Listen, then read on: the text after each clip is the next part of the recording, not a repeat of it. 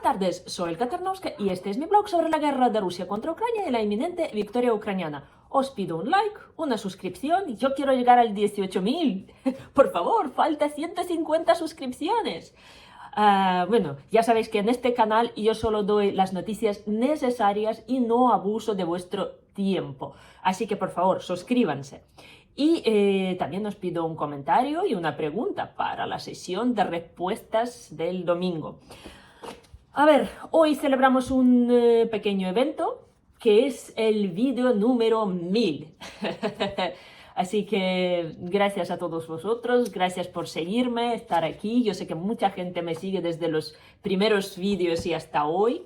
Y vuestro apoyo, vuestra solidaridad me inspiran a seguir pues dando esa información sobre Ucrania desde la primera mano. Y también agradezco vuestras donaciones, aunque no las pido, pero esta semana también hemos hecho unas cuantas remesas, básicamente a la unidad de nuestros paramédicos hospitalieros, porque hay una campaña contra ellos en los medios y me da un dolor profundo cuando la gente que lo deja todo sea perseguido dentro de su propio país. Además, la mujer que lo organizó todo está en una silla de ruedas.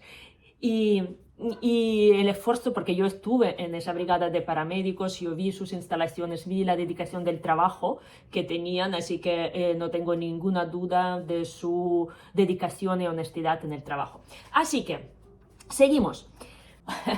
Bueno, estos días Moscú se está quedando sin internet y sin comunicaciones. Por algún motivo se bloquea la señal de teléfonos en Moscú y entonces la gente se queda a veces absolutamente incomunicada. Cuando eso pasaba en las provincias a nadie le importaba que, yo qué sé, que en un Chelyabinsk se le corten 2 o 3 días el teléfono, no pasa nada. Pero cuando pasa en Moscú, pasa muchas veces en Kremlin. Y ya dicen que están usando los pagers, que os acordáis, esa cosa que te leían los mensajes y los tenías ahí pegado a la cintura, que era lo más en los años 90. También están utilizando los teléfonos analógicos y hasta están pensando en ir instalando las cabinas, volver a poner las cabinas para comunicaciones. Entonces, claro, dicen que hay un colapso de muchas negocios, ¿no? En Moscú. Y incluso la gente no puede conducir, porque ya no saben conducir sin GPS. Entonces se quedan ahí bloqueados, no pueden ni sacar su coche, porque Moscú realmente es una ciudad muy grande y muy caótica. Así que esto pues se debe, no lo explican, pero dicen que son medidas de seguridad, como ha dicho el portavoz de Putin, absolutamente legítimas. Bueno, allá ellos. Entonces, Ucrania sigue sus ataques contra la industria petrolera rusa. Ayer fue bombardeado un depósito de petróleo en Tikharetsk, que está en Krasnodar. Por cierto, Krasnodar es un territorio antiguamente ucraniano. Yo he calculado que hay por lo menos 5 regiones rusas las que Ucrania puede reclamar, porque en su momento formaban parte de lo que era Ucrania, ¿no? Estamos hablando de Belgorod, de Kursk, estamos hablando de Voronezh, de Taganrog, y Krasnodar, que es Kubán, que son las tierras fértiles rusas. Así que cuando se disuelva el imperio ruso, nosotros podemos permitir que algunas regiones se unan a Ucrania. Ojalá sea pronto y lo veamos todavía nosotros, ¿no? Entonces, en esa base de petróleo había una unidad de transfusión de petróleo, es un nudo logístico importante, así que hubo un fantástico incendio, pues, y por supuesto el susto que se les pega a los rusos. Ya ellos, claro, ya empiezan a vivir esa normalidad de estar siendo bombardeados, ¿no? Que de repente, no sé, Sochi está en el sur, ¿no? Donde creo que eran las Olimpiadas, ¿no? Del invierno en su momento, o el campeonato de fútbol. Bueno, allá, 24 horas de bombardeos, ¿vale? Estaban tan contentos derribando drones ucranianos. Luego, otra ciudad, que yo no me acuerdo cómo se llama, también ha vivido 80 drones, ¿no? Entonces, esto es algo que que finalmente ocurre, ¿no? Que la guerra, quiera o no, pasa al territorio ruso. Ojalá solo se quede en el territorio ruso, que no nos lleguen. Entonces, hoy ha sido bombardeado un aeropuerto, Hanska, en Maikop, no sé ni dónde está, en Rusia, y una fábrica que se llama Uralhim, es planta química de Urales. Entonces, todavía no tenemos confirmación visual de todo esto, solo anuncios de las redes sociales rusas. Entonces, estas son las cosas que pasan, digamos, en la retaguardia. Estamos también con ralentización de la avanzada rusa en Ucrania, como ya he dicho yo varias veces y se ha publicado en los medios, que Ucrania este mes y medio, ha conseguido recuperar sus territorios por primera vez desde el año 23. Y eso es una cosa muy importante, aunque no sean grandes superficies, pero ya tenemos, yo qué sé, anti-récord rusos que ellos, creo que la semana pasada, solo han ocupado 15 kilómetros cuadrados, ¿vale? 15 es nada, ¿no? Es 1,5 por 10. Comparado con lo que ocupaban en verano, por ejemplo, cuando eran 500 o 600 kilómetros al mes.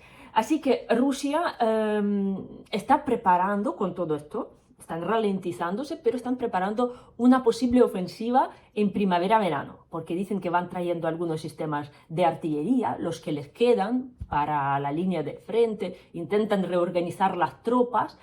A ver cómo resulta esto, ¿no? Ucrania también va preparándose para este tipo de ataques. Y mientras tanto, claro, tenemos unos trechos del frente que son tensos, aunque ya disminuyó muchísimo incluso la intensidad de esos ataques.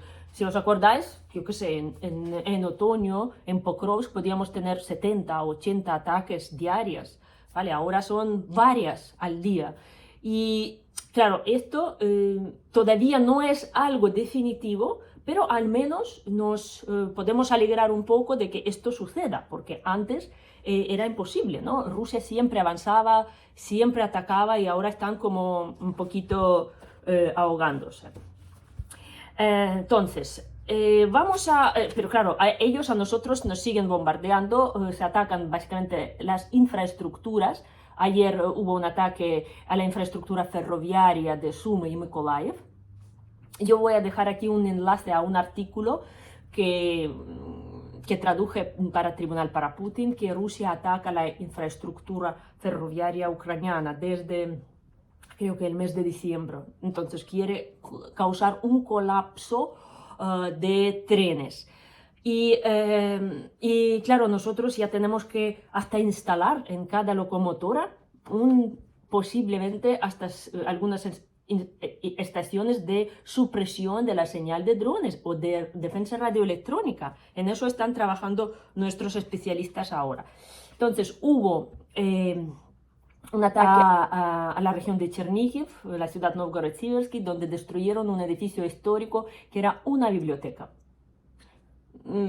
Sin comentarios, gente. Rusia no para de destruir el patrimonio cultural, histórico ucraniano. Nos ha destruido muchísimos museos con golpes precisos y además de robar, ¿no? Porque ellos cuando entran en alguna ciudad, como entraron en Gerson, robaron todo lo que pudieron. En Crimea ya no os digo. Entonces, hoy hubo un ataque al puerto de Odessa, un ataque a los almacenes. Y en la región de Kharkiv fue atacado un autobús, el conductor ha muerto y hay 3 heridos. Así que estas son las cosas que pasan, digamos, en Ucrania y vamos a ver las cosas que pasan alrededor y también en Ucrania. Trump ha dicho que no necesitan drones ucranianos, que tienen suficientes medios para defenderse y avanzar. Vale, pues allá él. No vamos a comentarlo porque de repente hoy no necesitan y mañana vuelven a necesitar drones, porque justo en el Congreso norteamericano se habla mucho de que Rusia ayuda a Irán con sus datos satelitales y sistemas de guiado para impactar en las bases norteamericanas. Esto ya se ha circulado, lo han dicho algunos senadores. Entonces, a Trump no se le ocurre nada mejor que decirle a Witkoff que lo pregunte. Entonces, Witkoff lo preguntó a los rusos, yo creo que a alguno de la USACO, el Consejo de Seguridad rusa, o no sé quién, si ellos ayudan a los iraníes con esa información, y los rusos que han dicho que no, que por supuesto que no. Y dijo Witkoff que no tenía ningún motivo, cero motivos de no creer a Putin. Veo gente, sin tener una bola de cristal, yo veo un amor entre Putin y Trump que traspasa lo humano.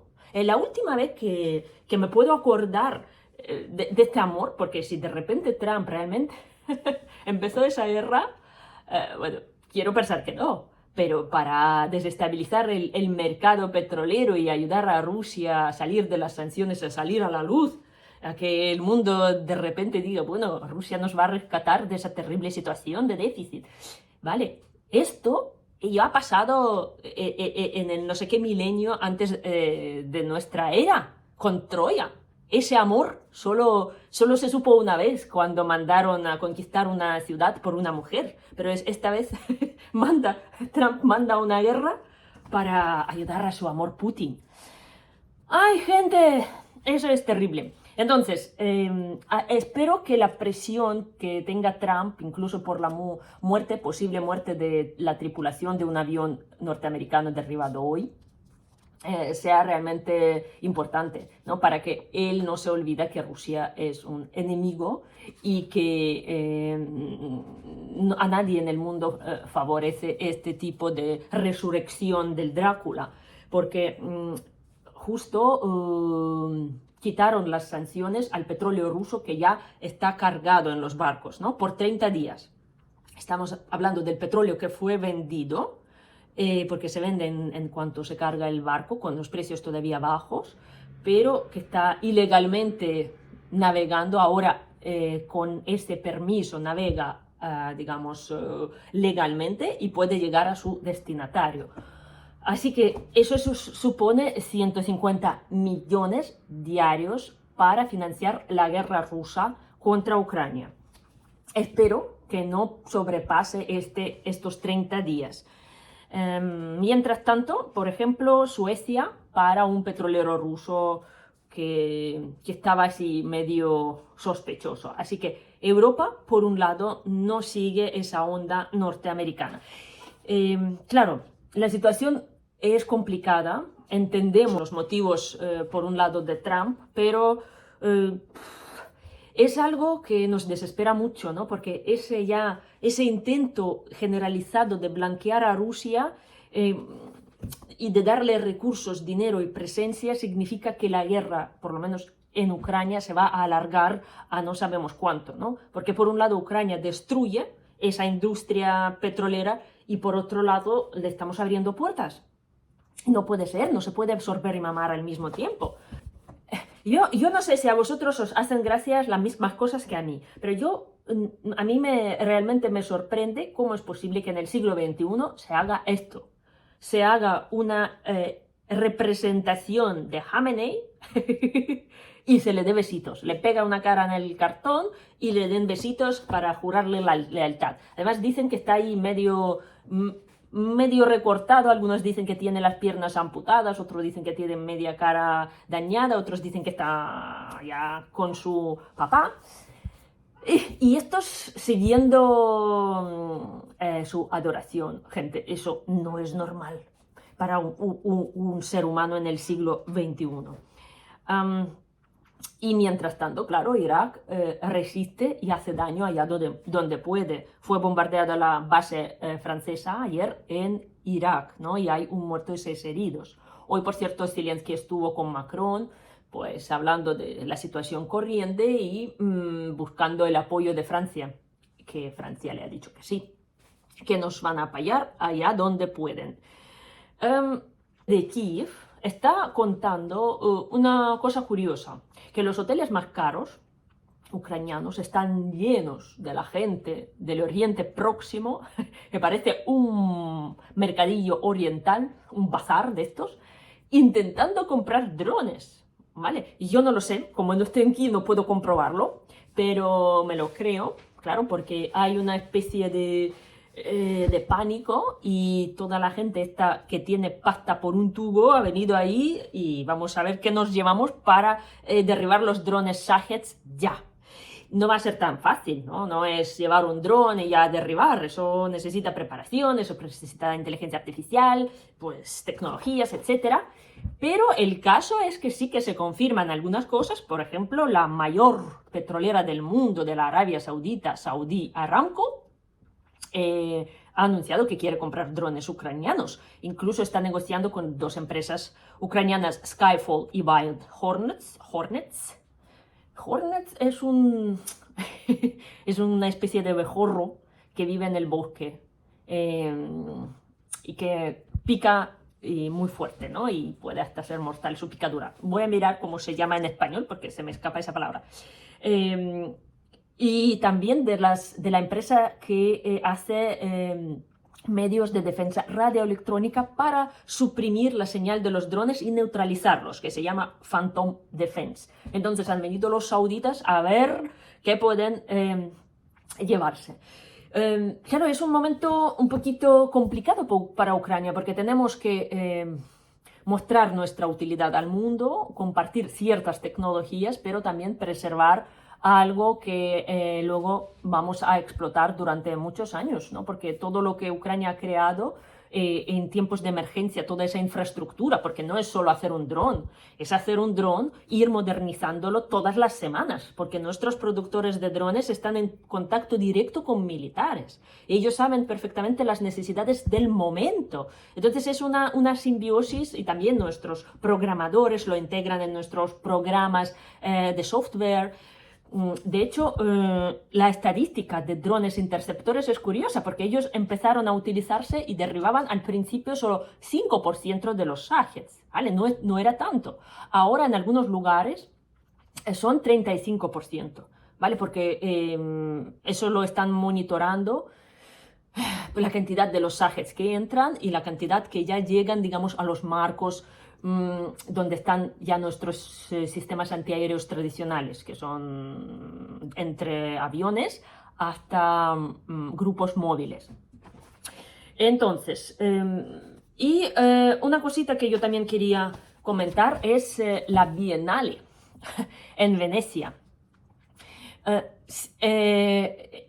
Rusia por primera vez va a participar en la Bienale veneciana este año. Entonces se ha creado una movida antirrusa desde la intervención del gobierno de Giorgia Meloni, que ha dicho que están en contra de esta aparición, hasta la Unión Europea, que ha dicho que va a bloquear su financiación de la Bienale si aparece una exposición rusa. Pero esto no es solo mostrar a Rusia, porque yo aquí en España a mí también me dolió, porque en las Paralimpiadas ya suena el himno ruso. O sea, yo estando viendo las noticias, yo ya escuché el himno ruso ahí tan felizmente promulgado a todo el planeta. Ya sé que los Paralimpiadas no es algo que todo el mundo ve, pero en las noticias ya se escuchó esa gran vuelta del imperio de las medallas de oro, ¿no? Entonces, la exposición que se presenta en Venecia la presenta una tipa que está relacionada, su padre trabaja para los servicios de seguridad rusos. O sea, ella se da de artista, pero en realidad puede ser una agente de los servicios especiales. Y la empresa que representa a esa tipa la lleva la hija de Lavrov, gente. Entonces están ahí todo montando un tinglado que no es solo una cosa de representación inocente del arte rusa, sino que puede ser una operación especial para ir difundiendo esa influencia, ir captando agentes rusos en Italia y a nivel mundial. Así que es esto que a mí me preocupa, ¿no? Lo que está siempre detrás del deporte, detrás del arte, detrás de la ciencia. Bueno, ciencia rusa es algo que ya es casi inexistente, pero en fin. ¿Qué pensáis de esto? Y por supuesto os pido un like, una suscripción, un compartir para este vídeo y venceremos. Y mientras tanto os invito a suscribirse a mi nuevo canal de Shorts con este pequeño anuncio.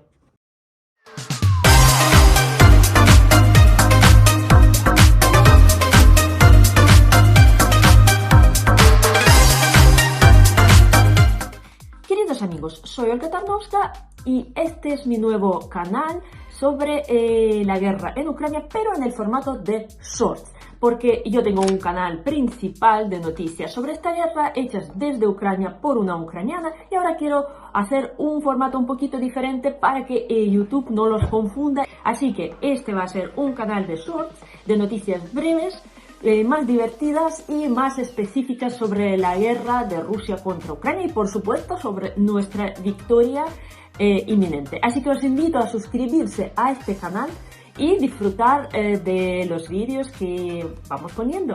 Venceremos.